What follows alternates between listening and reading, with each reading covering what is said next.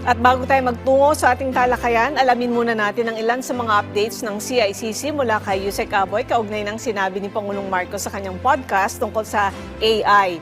Kung ano ang measures na nilatag o ginagawa ng CICC para ma-regulate at hindi maabuso ang AI. Ano nga ba, Yusek Aboy?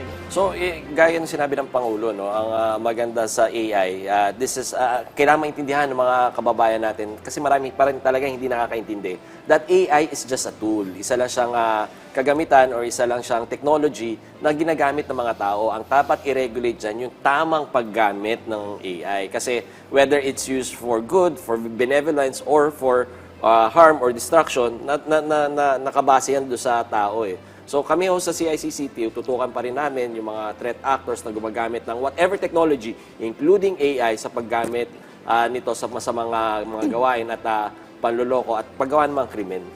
So may mga initiatives din ba ang CICC para mapalawak yung kaalaman ng mga kababayan natin tungkol sa AI? Ano yung ginagawa nyo? Kasi katulad ako, hindi ganun ako ka-techy, naiintindihan ko lang ng konti yung AI. Nakakakita ako ng mga pictures na pinagdududahan ko na kung genuine ba siya o AI lang. So, ito yung mga ginagawa natin at nagpapasalamat tayo na hindi lang sa PTV4, sa ibang mga kaibigan natin sa media. Ang pinakamaganda kasi talaga na mangyari is ma-educate natin yung mga kababayan natin on the use of AI at ano yung mga ginagamit, paano ito nagagamit para naman lokohin sila. Gaya nung binabanggit mo, yung sabi ng Pangulo na parang nagagamit yung technology nito for deepfakes, misinformation, disinformation. So, eto ho, pero ang ginagawa ng CICC, we fight this technology to being used for the commission of a crime by employing the same technology para ma-detect siya at ma-analyze siya at masugpo siya.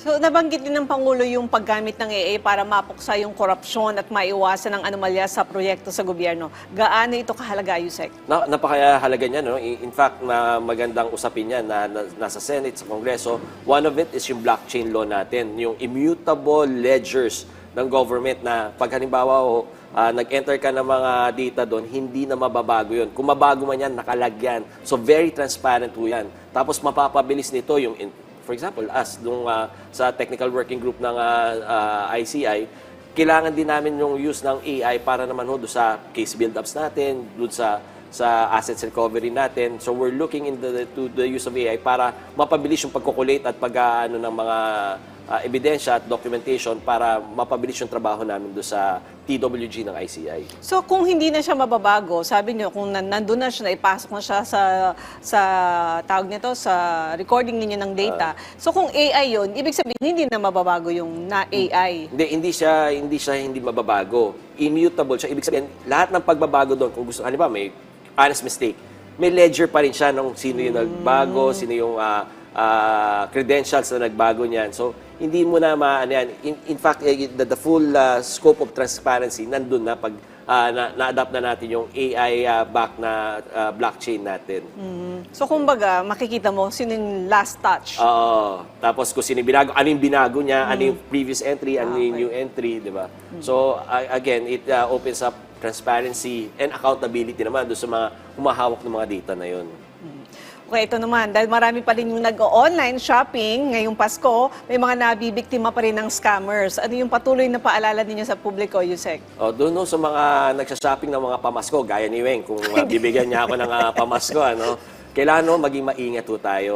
Unang-unang red flag dyan is pag halimbawa, too good to be true. Parating na natin siya sabi ito, yung too good to be true na to, magduda na ho kayo. Ang nakikita natin trend kasi ngayon na Asikweng, nag-a-advertise na sila doon sa social media platforms. In fact, hindi ka actively naghahanap, pero dahil AI yung phone mo, may AI yung phone natin, na halimbawa, nabulungan lang na, nag-uusap tayo, nasagap ng phone mo, siya na mismo magsasabi, ito, deal to, ito yung mga hinahanap mo. So, yun yung nakikita natin trend na nag-a-advertise sila at dadaling ka sa outside link.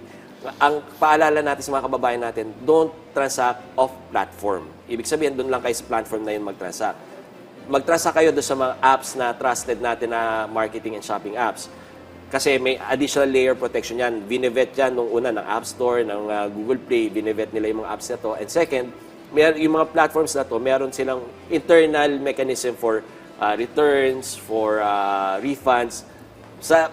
sa labas ka man nag-transact, hindi mo na alam kung sino hahabuli mo pag gano'n eh. Kasi pag clinic mo yung link do sa mga sponsored sites, dadaling ka do sa ibang website, hindi na in-platform nangyayari. Nangyari sa akin yan nung bago pa lang ako nag-online shopping, ano.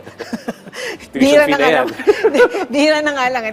Nakita ko siya sa isang online platform. Tapos, ganito yung amount. Nung nakita ko siya, dumating sa amin, isang shopping platform pala siya kinuha. So nagtanong ako doon, bakit ganito? Parang may sira, ganyan. Sabi, hindi nyo sa amin binili yan. Nagbukas kayo doon sa isang platform. Tama. So sa susunod, sa amin kayo dumiretso. Tama. Wag doon sa platform na yun. So doon ako natuto. Kasi times 2 yung price. Tapos hindi mo nga mahahabol. Kasi parang sa nakita nila sa record, naggawa sila ng account ko. So parang yung seller na yon mula sa isang platform, sila yung gumawa ng account ko. Sila yung bumili para mula dito. So, yun, lessons learned. Yep. Anyway, pati raw, Yusek, yung mga delivery rider ay nabibiktima na rin ng mga online scammer. Ano yung detalye dito? Well, it goes both ways. May reklamo tayo pareho. Pero tama ka, pati mga online delivery riders natin, yung mga kababayan natin talagang nagtatrabaho lang ng maayos, nabibiktima ng mga fake bookings. Unang-una, may mga fake bookings na yan. Nababalitaan natin, halimbawa may kagalit ako, Asikweng, ang gagawin ko, pupunuan ko ng fake deliveries, ibubuk ko na ng ibubuk para mabuisit siya, tapos magbayad siya na magbayad, at mahiya siya na mahiya, tumanggi na hindi niya pinadeliver yun. Andyan na rin ho yung mga riders natin na sasabihin, nagbayad na sa mga platforms, yung pala hindi, kahit sabi na COD yan. So, naaawa rin tayo dyan. Pero on the same hand, meron din hindi naman totally malinis yung industriya ng mga riders. Meron din mga mapatamantala. Kasi number 2 sa talaan namin ngayong holiday season, number 1 yung online marketing at saka shopping scam, na number 2 yung online delivery scam. Alam nila na marami tayong ina-expect na delivery. Hinahalo nila yan. Magdi-deliver, kunwari COD. Tapos ikaw naman nalilito, babayaran mo na lang, hindi mo tinitingnan. Pagbukas mo, bato. Pagbukas mo, basahan. So, yan yung mga nangyayari din. So, tapos, ang iba pang scam, chinechempohan na wala doon yung pagdi-deliveran nila para sasabihin, andito ho yung pinadeliver, pagtatawag, sige, bayaran mo muna. Hindi mo nang pala pinadeliver yun. So, ito yung mga kailangang tandaan at saka iwasan at saka maging mapagmatsyag yung ating mga kababayan. Nangyari na rin sa akin. Nangyari na rin sa akin yan. Nung nag-visit lang ako ng isang site. So, di ba sabi mo nga, automatic kung ano yung lagi mong nakikita, dadalhin ka doon. So, hindi ako nag-order. Biglang may dumating. So, nabayaran, wala ako sa bahay. Nabayaran.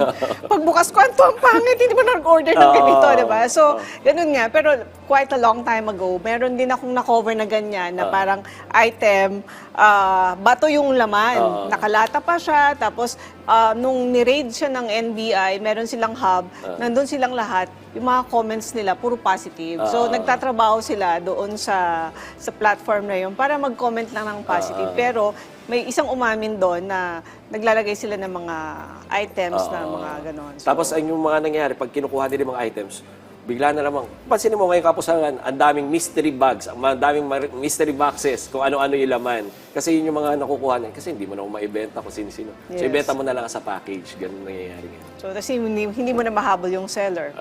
So, ito, ano naman yung mga hakbang ng CICC para mahuli yung mga scammer na to?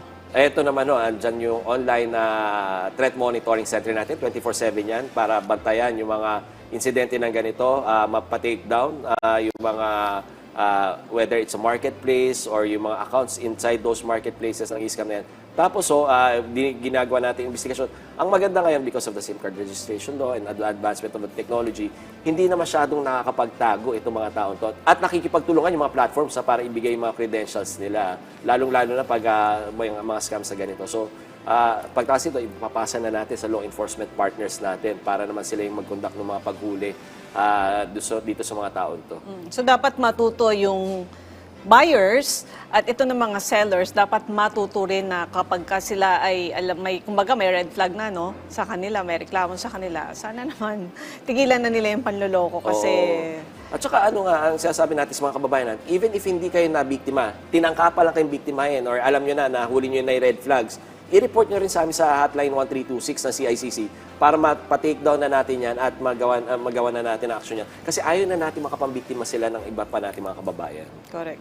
Okay, maraming salamat, Yusek Aboy, sa mga updates na binahagi mo para mula dyan sa CICC. Para na rin syempre sa kaalaman ng ating mga kababayan, lalo na ngayong Christmas season na uso ang online shopping.